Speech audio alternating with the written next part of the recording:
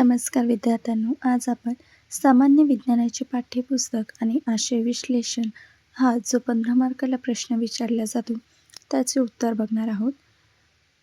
अर्थ: पाठ्यपुस्तकाला इंग्रजीमध्ये टेक्स्टबुक असे म्हणतात. पाठ्यपुस्तक म्हणजे कृत्रिम किंवा अभ्यासक्रम पूरक पुस्तक होय.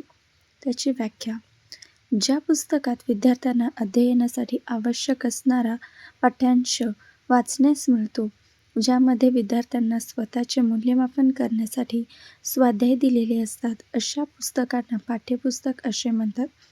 किंवा आपण दुसरी व्याख्याही लिहू शकता: नेमून दिलेल्या अभ्यासक्रमाचा भाग त्यामध्ये दिलेला असतो.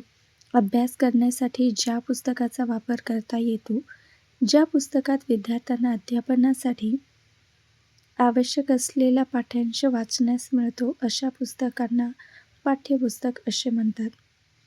पाठ्यपुस्तकाचा उपयोग: पाठ्यपुस्तकात मूलभूत ज्ञान प्राप्त होते. अभ्यासक्रमाची उद्दिष्टे समजण्यास उपयुक्त.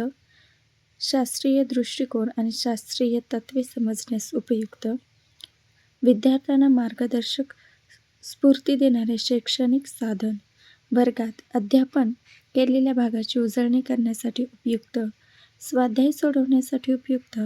पाठ्यपुस्तक हे अध्ययन-अध्यापनाचे प्रमुख साधन मानले जाते. अध्यापनाला योग्य दिशा मिळते. अभ्यासक्रमाची उद्दिष्टे साध्य करण्यासाठी महत्त्वाचे आहे.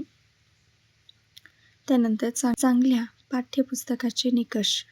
पाठ्यपुस्तकाची मांडणी उद्दिष्टानुसार असावी. पाठ्यक्रमानुसार पाठ्यपुस्तक असावे. आशय तसेच घटकाची मांडणी सुसंगत व अचूक असावी. पाठ्यपुस्तकात अचूक तसेच पुरेशी उदाहरणे दिलेली असावी. योग्य चित्रे, आकृत्या, नकाशे इत्यादींचा समावेश होतो.